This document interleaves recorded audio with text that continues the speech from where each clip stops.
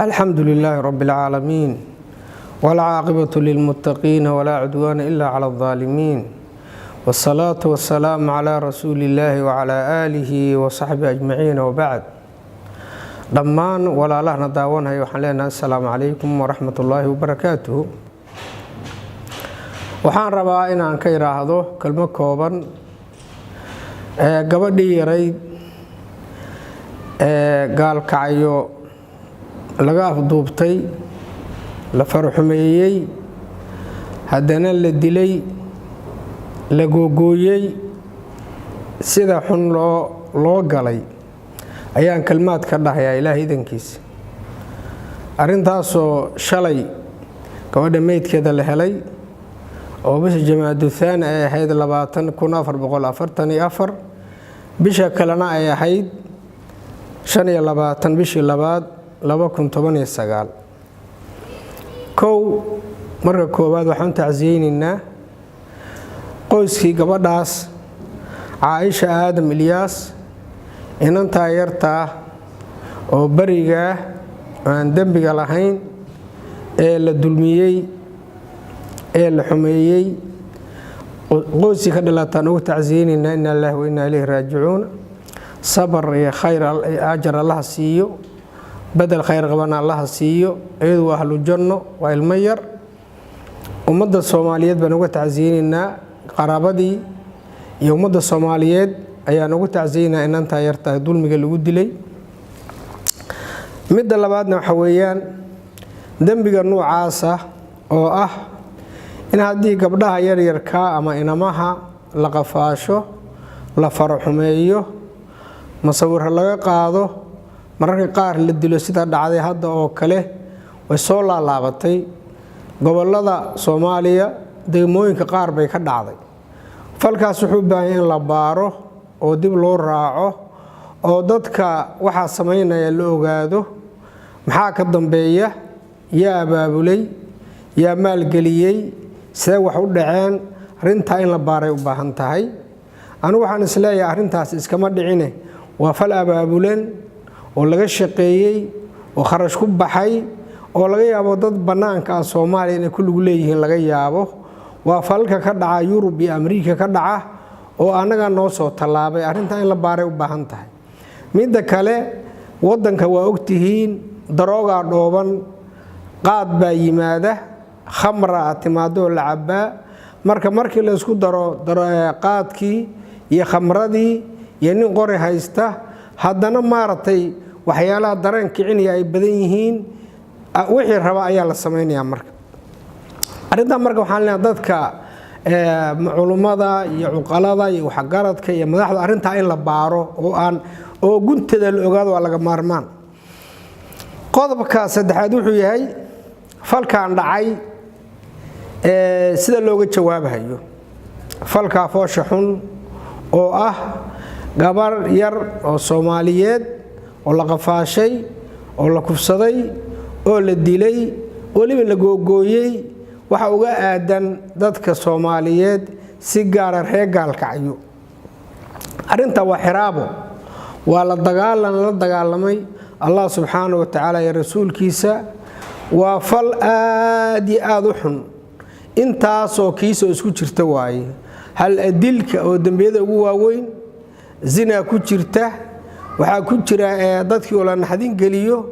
la argagax geliyo sida quraanka Rabbi subhanahu wa ta'ala inma jazaa'u alladhina yuharibuna Allah wa rasulahu wa yas'una fil ardi fasadan an yuqtalu aw yusallabu aw tuqatta'a aydihim wa arjuluhum min khilafin aw yunfaw min al-ardi dhalika lahum khizyun fi dunya wa lahum fil akhirati 'adhabun 'adhim. dadka noocaasa in la soo qabto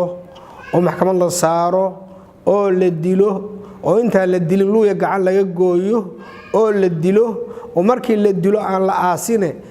tiir kamida magaalada in la suro oo la daldalo oo dhacaankooda dhiigooda uu ku baxo dhulka oo dadka darsi lagu siiyo laga maarmaan way saa loo gala. amaalkaas ay leeyihiin dadka noocaasi way falka lagu fuliyaa oo si kuwa dambe ay darsi ugu noqoto. anu aad iyo aad baan uga warqaa gaalkacyo, reer gaalkacyo aan ahay, waan ku dhashay, waan ku soo koray, haddana waan ka warqabaa falal noocaas hadda koor ka dhacay oo la mid ah inkastoo baraha bulshada aan lagu faafin wax laga qabtana ma maqal dadaa lagu kufsadaa wadooyinka soo gala magaalada wax laga qabtana ma maqal reer gaalkacyo ilaahay ka baqa oo nabigu wuxuu yiri sallallahu alayhi wasallam man raa minkum munkaran falyughayyirhu bi yadihi fa in lam yastati' fa bi lisanihi fa in lam yastati' fa bi qalbihi wadhalika ad'afu al-iman hadithka muslim qofkii in kamida muslimiinta oo munkar arka gacanta uga qabto munkar ka weyn dil iyo kufsi oo zino waliba xoog ah iyo dil iyo jirdil intaas wax ka xun ma jiraan gaalnimo ka weyn garanaysa dadka marka bahaloobay oo bahalada noqdo dugaaga noqdo basharnimada ka baxay waa in tilaaba adag laga qaadaa oo dadka saan sheegnay soo qabto haday ku cadaato luuya gacan laga jaro la dilo tiir kamida magaalada oo bartamaha faris magaalaha la suro halkaas ay sugnaadaan asbuuc ay sugnaadaan oo meydkooda la arko oo halka ama ka badan sugnaadaan halka dhacaankooda ku baxo say daris u noqoto qodobka afraad waxa waaye in la difaaco dadkaas oo garab loo noqdo waxaan ognahay dhaqanka Soomaalida in fiican buu leeyahay in xunna waa leeyahay inta xun waxa kamida in la difaaco dadka dambiilayaasha in la difaaco oo qabiil lagu difaaco oo odayaal baa soo bixi doona waxay dhihi doonaan reer hebel way wiilashani anaga naga dhasheen adinka gabadha cid ay ka dhalatay adinka hadda ka hor nin baa naga disheen gabadh baa naga kufsateen xeer baan lahayn xoogaa baan bixinaynaa maaragtay xoogaa baan bixinaynaa nabi wuxuu yiri sallallahu alayhi wasallam la'ana Allahu man awa muhdithan la'nada Allah ku dhacdo naxariista Allah ka fogeeyo waaba ka fogeeyay qofkii soo dhaweeya qof dambiila oo dad haduu dilay oo dhiig galay qof difaacaya oo gadaal gashanayo oranaya qofka hadda ka hor baa nin naga disheen gabar baa naga kufsateen xeerkeenu muxuu ahaa xogaa baa maartay nasiiseen intiba ina siinayna odayaasha noocaas waxaan leenahay laba kala doorta carada ilaahi ya lacnada alle ya cadaabkiisa doorta oo waxa ka doorataan inaad wiil mujrima ama wiilal dambiilayaal difaacdaan riba dhimanaysaan qabra galiysaan qiyaama soo baxaysaan cara ilaahi ya cadaab alle ya lacnad alle ha ka dooranina ina wiil xun difaacdaan mujrima bari gabdhiina la kufsan doona gabdhiina la dili doona waa la inka aari doona hadaa saamaysaan ila dad bay ka dhalatay gabadhu ma ogtahay dambigu waa sii soconaya marka ilaahay hadaa ka baqadaan odayaashu cuqalado wax garadkow dadka difaaca mujrimiinta ilaahay ka baqa waan ognahay dad baa difaaca mujrimiinta maantay waa dharaar qoraxdu banaanka ay taala waa la isku jeedaa hal ogaado bal reemidugow reer gaalkacyo bal cidii difaacada mujrimiinta meel ha lagu qoro hal ogaado yaa la difaaci nimanka cidii difaacada mujrimiin waay waxaan ku soo khatimayaa dadweynaha guud culumada wax garadka maamulka dhalinyarada haweenka kulli u istaaga dambiga noocaas in laga hortago in dambiga noocaas laga hortago dambiga abaabulan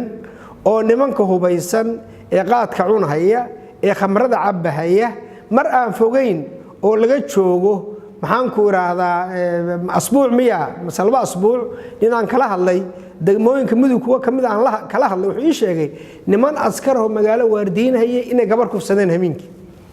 lama soo gelin baraha bulshada laakiin waa la ii sheegay in hadda magacaabo ma rabo meesha ay tahay laakiin waa la ii sheegay ninkii jooga ii sheegay magaalo hebla xalay waardiyi magaalada khamra cabay ayaa gabar kufsaday magaalada kufsaday nimanka ka dhiganaysan ciidanka oo daroogaysa oo khamrada cabahaya oo qaadka cunhaya ka feejignaada oo iska ilaaliya dad fiican askar ka dhigta marka waxaan ku soo khatimayaa dadka Soomaaliyeed meel kasta ay joogaan sidii Rabbi subhanahu wa ta'ala wa ta'awunu 'alal birri wat taqwa wa la ta'awunu 'alal ithmi wal 'udwan isu kaalmaysta samaha iyo khayrka iyo dhowrsanaanta iyo sadaqada iyo khayrka shaqaynta iyo horumarinta isu kaalmaysta ya alla ka cabsiga dambiga iyo colaadaha isu kaalmaysanina wattaqullaha إن الله شديد العقاب إلهي نكبق سبحانه وتعالى عقاب بيس ودريه يا للدفاع ذاتك الدنبيلياشا ما أنت وتاريخه يا للدفاع آخرنا عذاب يعني لعنة إلهي أدون كان عيب تاريخهم بكتة دونان لمنك مجرمين الدفاع ذاتكرنا هؤلاء عن وهؤلاء استاجان إن ذنوب تنوعاسة إذا مرضى ما دبوا الدعين ومرضى ما إذا صار لعبان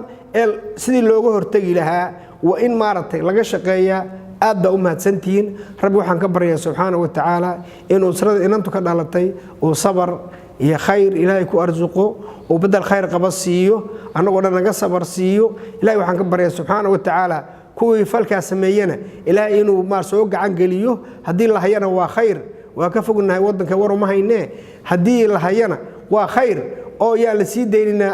sharci ilaahay lagu fuliyo oo hal ciqaabo mar damana waxa noocaasi isa soo dhicin dhalinyarada falka sameeynaysan dhalinyaro ilaahay ka baqo gabdhuhu waa walaalihiin oo kale waa hooyadiin oo kale waa eedadiin waa habaryartiin yaan gabdhaha Soomaalida muslimka la dhibin yaan lagu xadgudbin adduunkan waa ceeb aakhirana waa cadaab